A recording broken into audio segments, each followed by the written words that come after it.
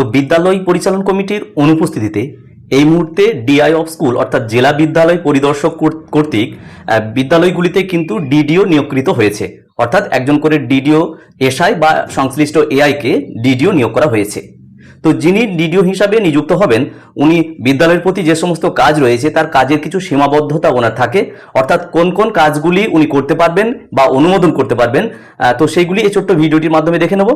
আর কিছু জরুরি ভিত্তি রয়েছে, যেগুলো জরুরি ভিত্তিতে কিছু অনুমোদনের বিষয়, যেগুলো কিন্তু বিদ্যালয় প্রধানের অনুমতি সাপেক্ষে উনি করতে পারেন। অবশ্যই জেলা বিদ্যালয় পরিদর্শক বা ডিআই এর পূর্ব অনুমতিক্রমে কিন্তু একজন ডিডিও হিসাবে কিন্তু কাজগুলি উনি করতে পারেন। তো সেই কাজগুলো আমরা দেখে নেব যে জরুরি ভিত্তিতে উনি কোন কোন কাজগুলি উনি করতে পারবেন, অবশ্যই ডিআই এর পরামর্শ ক্রমে এবং ওনার পূর্ব অনুমতি ক্রমে।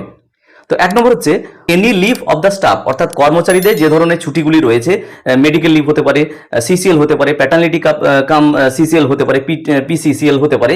তো এই ধরনের ছুটিগুলো কিন্তু উনি গ্র্যান্ট করতে পারবেন না, স্যাংশন করতে পারবেন না।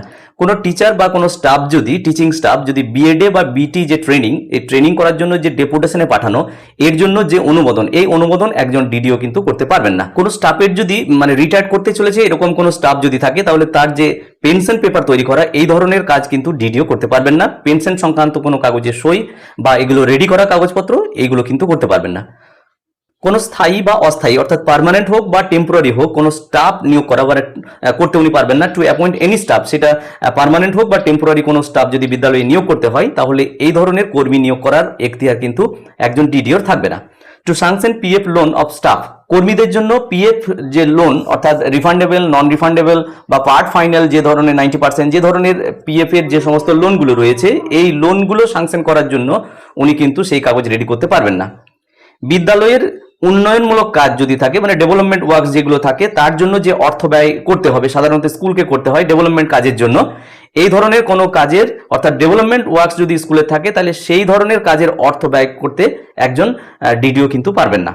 কোনো পুরস্কার মঞ্জুর করা, মানে টু স্যাংশন এনি রিওয়ার্ড, ছাত্রছাত্রীদের অনেক সময় কি মাধ্যমিক উচ্চ মাধ্যমিকের ক্ষেত্রে বা অন্যান্য ক্ষেত্রে হয়তো রিওয়ার্ড দিতে হয় বা পুরস্কার দিতে হয়, পুরস্কার ঘোষণাকৃত পুরস্কার, তাদেরকে অর্থস্বরূপ কিছু টাকা হোক বা যে কোনো পুরস্কার কেনার জন্য টাকা, এই ধরনের যে ব্যয় করা, এই ধরনের কাজ কিন্তু একজন ডিডিও করতে পারবেন না। টু স্যাংশন এনি রিওয়ার্ডস উনি করতে পারবেন না।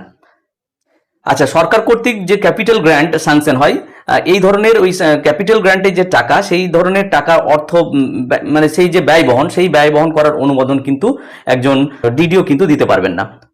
এরপরে বলা হচ্ছে বিদ্যালয়ে যে পরীক্ষা, খেলাধুলা বা অনুষ্ঠান, এরকম ধরনের যে বিষয়গুলো রয়েছে, কোনো একটা বিদ্যালয়ের খেলাধুলা চলছে, অ্যানুয়াল স্পোর্টস বা কোনো ফাংশন, অ্যানুয়াল কোনো ফাংশন চলছে বা পরীক্ষা, এর জন্য কোয়েশ্চেন বা খাতাপত্র রেডি করার যে পরিমাণ অর্থ ব্যয় করতে হয়, এই ধরনের মানে এই উদ্দেশ্যে কোনো পরিমাণ অর্থ ব্যয় করার যে ক্ষমতা, সেটা কিন্তু ডিডিও করতে পারবেন না।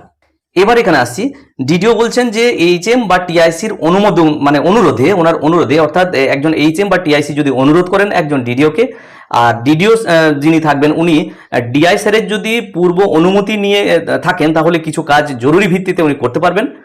সেগুলো হচ্ছে, এক নম্বর, এসসি এসটি যদি গ্র্যান্ট থাকে তাহলে সেটাকে রিলিজ করতে পারবেন বা সেটা অনুদান করতে পারবেন বা ব্যয় করার জন্য উনি ক্ষমতা প্রদান করতে পারবেন। To release SC ST grants.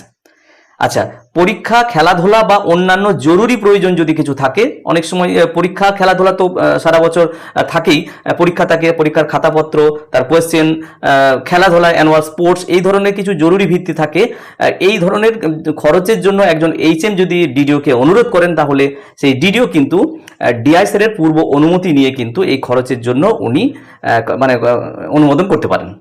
3 নম্বর বলা হচ্ছে জরুরি ভিত্তিতে, মানে বিদ্যালয়ের কিছু জরুরি ভিত্তিতে যদি ছোটখাটো কোনো মেরামতের কাজ থাকে, সেটা থেকেই থাকে, কোনো বিদ্যালয়ের জরুরি ভিত্তিতে কিন্তু মেরামতের কাজ থাকে, যেমন জানলা দরজা হতে পারে বা অন্যান্য কোনো মেরামতের কাজ হতে পারে, বা বিদ্যালয়ের কোনো বিল্ডিংয়ের কোনো ক্ষতিগ্রস্ত হয়েছে, তার মেরামতির প্রয়োজন হতে পারে কোনো একটা অংশের। এই ধরনের জরুরি ভিত্তিতে যে সমস্ত ছোটখাটো কাজ থাকে, বড় কাজ নয়, কারণ বড় কাজ ক্যাপিটাল গ্র্যান্টের মধ্যে পড়বে, সেটা অবশ্য করতে পারেন না, কিন্তু ছোটখাটো জরুরি ভিত্তিতে মেরামতির কাজ কিন্তু উনি করতে পারবেন। সেটা এইচএম বা টিআইসি যিনি থাকবেন ওনার অনুরোধে এবং ডিআই স্যারের পূর্ব অনুমতি নিয়ে একজন ডিডিও স্যার কিন্তু এটা করতে পারবেন। সুতরাং এই ছোট্ট ভিডিওটির মাধ্যমে আমি আলোচনা করার চেষ্টা করলাম একজন ডিডিও হিসাবে ওনার কাজের কি কি সীমাবদ্ধতা রয়েছে এবং জরুরি ভিত্তিতে এইচএম এর পরামর্শক্রমে এবং ডিআই স্যারের পূর্ব অনুমতি নিয়ে উনি কি কি কাজ করতেও পারবেন জরুরি ভিত্তিতে, সেগুলো এই ছোট্ট ভিডিওর মাধ্যমে আলোচনা করা হলো। ভিডিওটি প্রত্যেককে দেখার জন্য ধন্যবাদ। প্রত্যেকে ভালো থাকুন, সুস্থ থাকুন।